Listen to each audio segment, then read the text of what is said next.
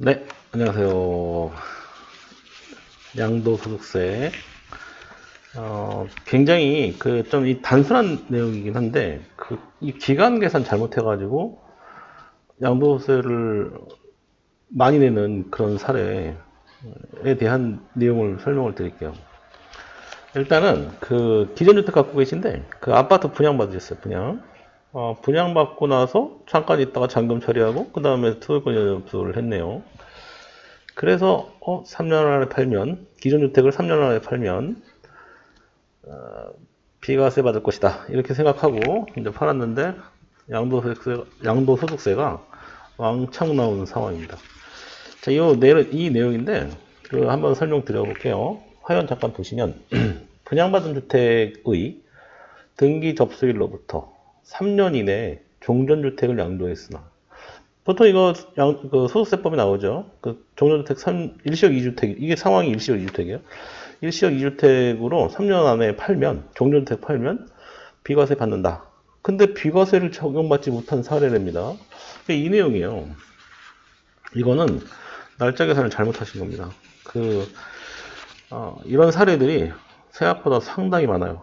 이거에 대해서 한번 정확하게 설명드리고, 취득, 잔금, 취득 시기, 이런 것들을 한 번에 다 정리해 드릴게요. 어려운 부분이기 때문에, 이런 거 설명드리는 게 참 어려워요. 어려운데, 왜냐면, 좀 쉽게 설명을 드리려고 하는 게 어렵다는 거예요. 제가 이 내용이 어렵다는 게 아니라, 쉽게 설명을 드리고 싶은데, 쉽게 설명이 안 돼요. 이런 취득세나 양도세나 이런 부분들은. 천천히 들어보시면 다 아는 내용일 겁니다. 근데 천천히 제가 설명을 좀 드려볼게요. 자, 일단 사례가 있으니까 이 사례를 보면 굉장히 간단해요, 사실은. 자, 첫 번째. 2019년도 1월 달에 A주택, 기존 주택을 얘기하는 거예요. A주택을 6억 원에 취득했답니다. 2019년 1월 달에. 21년도 1월 달에 분양권을 취득했대요. 이거는, 분양권을 산 겁니다. 아파트 분양권은 당첨이 되기도 하지만, 이 등기하는 시점이 가까워지면 분양권이 나오기도 하잖아요. 분양권 전매라고 표현하는데 분양권 전매로 사는 경우, 지금 제가 보기엔 날짜가 짧기 때문에 이건 분양권을 산 거예요. 자, 비분양권을 취득했답니다. 아파트 분양권을 산 거죠. 자, 그리고 그 다음 달 21년도 2월 달에 비신주택 아파트죠. 이 아파트의 잔금 청산을 했답니다. 자, 그리고 3개월 정도 지난 다음에 소유권 이전 접수가 됐대요. 소유권 이전 등기 접수가 됐대요. 자, 그러면 이제 이 사람이 생각했을 때는 2024년 5월 전까지만 기존의 A주택을 팔면 종전주택 일시적 2주택으로 비과세 받겠구나 이렇게 생각을 한 거예요. 그런데 2024년도 3월 달에 A주택을 양도했단 말이에요. 이게 3년 안에 있으니까 판 거예요. 그랬더니 12억에 양도했습니다. 12억에 양도했는데 지금 상황에서 양도세 비과세가 안 되고 적용이 안 되고 1세대 1주택으로 이제 신고를 했죠. 근데 1세대 1주택 비과세가 안 되고 세금이 무려 1억 8,900만 원이 나왔습니다. 2주택 적용된 거예요, 이거는. 자, 그러면 이거 왜 이렇게 됐느냐 한번 얘기해 볼게요. 일단 아파트가 등기가 되는 절차를 아셔야 되는 거예요. 무슨 얘기냐? 아파트는 첫 번째 분양을 하잖아요. 그럼 건물을 짓잖아요. 그러면 나중에 준공검사, 소위 이제 사용 승인을 받아요. 사용 승인을 받으면 요게 이제 보통 사용 승인 2달 내에 보존 등기가 됩니다. 보존 등기. 시행사 보존 등기 하는 거죠. 보존 등기를 하고 그 다음에 이제 수분양자들이 아파트 잔금 납부를 합니다. 자, 이게 중요한 거예요. 지금 수분양자는 아파트를 받은 사람들을 얘기하는 거고, 이 수분양자들이 아파트 잔금 납부를 했다는 건 사실상 잔금 청산을 한 겁니다. 이 세법은요, 취득 시기를 보는 게 다 달라요. 그거를 잠깐 좀 이따 볼게요. 너무 이게 내용이 많아서. 잔금 처리하는 날짜, 그러니까 이제 어떤 종류에 따라서 그 취득을 보는 그 시기가 다 다르다. 이게 중요한 건데요. 아파트 분양권 같은 경우는 잔금청산일 또는 소유권 이전 등기일 중에서 빠른 날짜를 취득 시기로 봅니다. 자, 그래서 보통 아파트 잔금 납부를 하잖아요. 그럼 그때 등기를 딱 하는 게 아니에요. 잔금 납부와 동시에 등기를 딱 하는 게 아니라 보통 그 집단 등기라고 하죠. 법무사들이 시간을 좀 들여서 한 번에 아파트는 집단 등기를 같이 하죠. 법무사 쪽에서. 그래서 보통 한 2, 3개월 정도 있다가 소유권 이전 등기 접수가 됩니다. 그러면 그때 등기가 되는 거죠. 그러면 그 날부터 등기돼 있으니까 이날부터 내가 실질적으로 소유권을 취득했다라고 생각을 하시는 거예요. 보통 일반인들은 그렇지 않습니다. 아파트 분양권은요, 잔금청산일이 취득일입니다. 그게 제일 중요한 거예요. 그래서 지금 여기 사례에서 보시게 되면 지금 현재 이 사례에서 봤을 때는 그래서 결론은 아파트의 잔금청산일이 소유권 이전 등기보다 빠른 겁니다. 자, 그래서 지금 요 사례와 같은 경우 21년도 지금 2월 달에 잔금청산을 한 거예요. 2월 달에 잔금청산을 했는데 여기 지금 현 사례자 같은 경우는 2024년도 3월 달이니까 3개월, 이게 이제 3년 안에 했다. 이렇게 생각을 하신 것 같아요. 근데 날짜가 지금 안 맞죠. 이게 뭐냐면은 소위 3년 1개월 된 거예요. 그러니까 3년 안에 팔아야지만 기존 주택에 대한 1세대 1주택 비과세 적용이 되지만 여기 같은 경우는 3년 1개월이 됐기 때문에 비과세 요건이 안 되시는 겁니다. 안타깝죠. 네.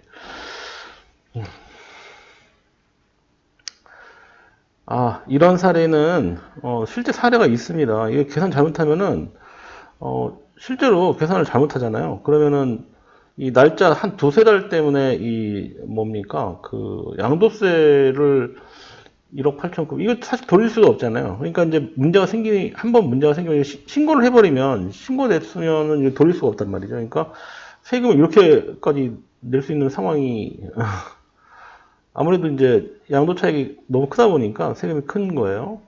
자, 그래서 한번 간단하게 설명드리면 분양받은 주택이 완성되고 일시적 1주택 플러스 1분양권 특례를 받기 위해서는 신규 주택 완성 후 3년 이내 이게 신규 주택 완성이라는 게 그러니까 잔금을 이제 납부한 거죠. 그래서 3년 이내 종전주택을 양도해야지만 비과세 요건이 되죠. 근데 이 경우 신규주택의 완성일은 신규주택의 완성일이라고 하는 것은 소유권 이전 등기 접수일, 소유권 이전 등기 접수일이 아닌 잔금청산일로 판단한다. 이렇게 보시면 되는 거예요. 이 지금 얘기의 결론이 그런 겁니다. 자, 그러면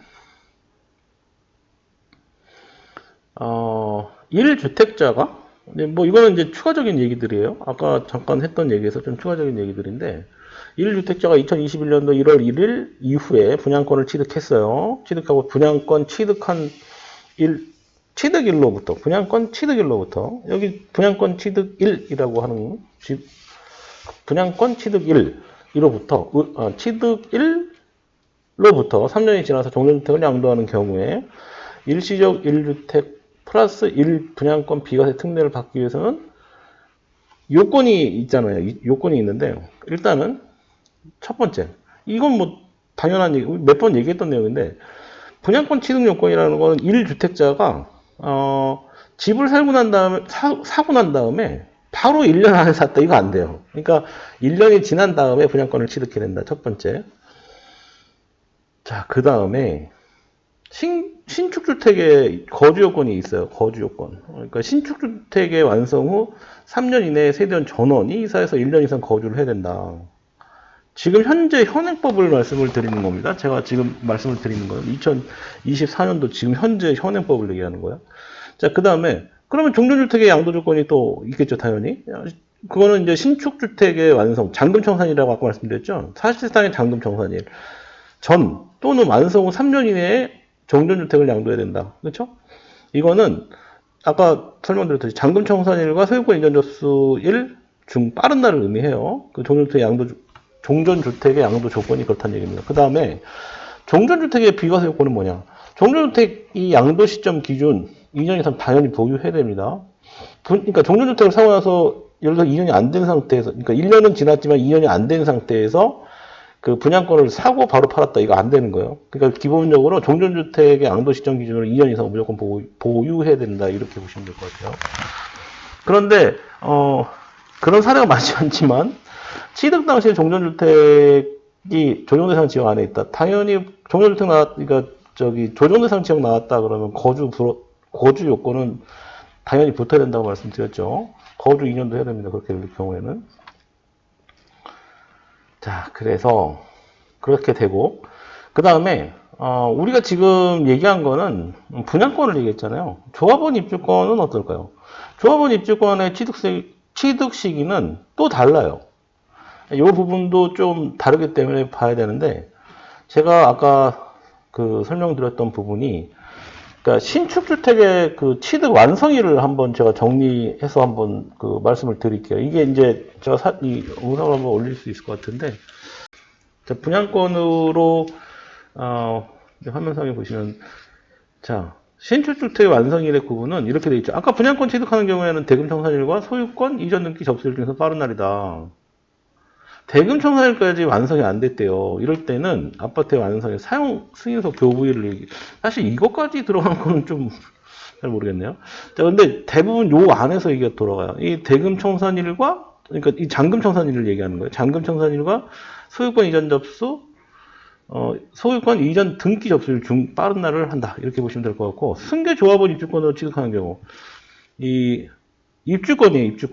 입주권 같은 경우는 약간 복잡해요. 저희 공부할 때도 사실 이게 잘 안 헤어져가지고, 시험 볼 때는 많이 이게 나왔거든요. 근데 잘 안 헤어져가지고, 지금이야 이렇게 보겠지만, 사용 승인서 교부일, 또는 사실상 사용일, 또는 임시 사용 승인을 받은 날 중 빠른 날. 어렵죠? 이 셋 중에 하나 빠른 날이 취득식으로 보는 거예요. 이 조합원 입주권은. 그렇습니다. 그 다음에, 요거는 그냥 참고로 하시면 될 것 같아요. 기존주택 재개발 사업 등 취득하는 아파트 같은 경우는 당연히 기존 주택에 취득한 날로 보는 거예요. 기존 주택 취득한 날이 취득 시기인 거예요. 그게 길다는 얘기예요. 그거는. 그러니까 그렇게 보시면 될 것 같아요. 자, 여기까지 얘기를 했고, 자, 하나만 더 보고 마치도록 하겠습니다. 자, 그러면 다시 정리를 좀 해보면, 분양권 취득 후 3년 이내 종전주택을 양도할 때 비과세 요건이라는 게 나오죠. 이거 소득세법에 나오죠. 이거 어디 나오냐? 한번 찾아볼게요. 소득세법. 이게 시행령에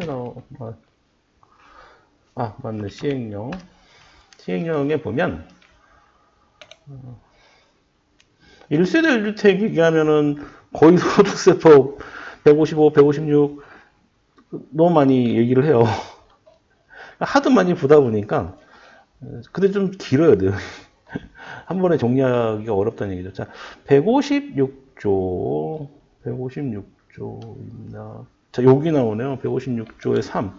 자, 주택, 여기 지금까지 제가 설명드렸던 내용이 전체예요, 전체. 여기 보시면, 1세대, 주택과 분양권을 소유한 경우 1세대 1주택 특례 요건이다. 이렇게 해가지고 쭉 나옵니다. 이 내용들이, 지금 제가 설명드렸던 내용들이에요.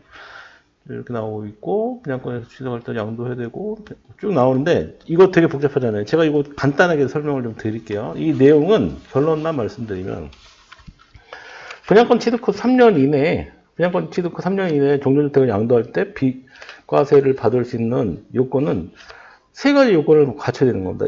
지금 설명드리는 내용이 그냥 간단하게 얘기하면 세 가지. 첫 번째 뭐냐. 종전주택을 취득한 날로부터 1년이 지난 다음에 분양권을 취득해라. 첫 번째. 그 다음에 그 세부적인 내용들은 설명 안 드릴게요. 보면은 예를 들어서 5년 이상 거주한 건설 임대주택 등이 분양 전환되는 경우 적용 예외다 이런 거 되게 많이 나와요. 그런데 그런 거 다 배제하더라도 종전주택을 취득한 날로부터 1년이 지난 다음에 분양권을 사야 된다. 그게 일단 첫 번째. 분양권을 취득해야 된다. 일단 첫 번째. 두 번째는 분양권을 취득한 날로부터 3년 이내에 종전주택을 양도해야 된다. 그게 두 번째. 그 다음에 세 번째는 종전주택이 1세대 1주택 비과세 요건을 갖춰야 된다. 이 세 가지 요건이 다 맞아야 되는 거예요. 그래야지만 그 종료주택에 대한 비과세 요건이 된다 이렇게 보시면 될 것 같아요. 그래서 아까 처음에 6억에 샀다가 나중에 12억에 팔 때 1억 8,900만 원의 양도세에 냈잖아요. 근데 그 부분을 내지 않아도 되는 상황이 요 세 가지 요건을 맞춰야 된다. 그 얘기가 여기 156조 3에 그 내용들을 정리한 거다 이렇게 보시면 될 것 같아요. 자, 오늘은 최대한 빨리 한 겁니다. 자, 오늘은 여기까지만 하고요. 1세대 1주택 얘기는 사실 사례가 너무 많아요. 그래서 설명을 좀 많이 이렇게 드리려고 좀 합니다.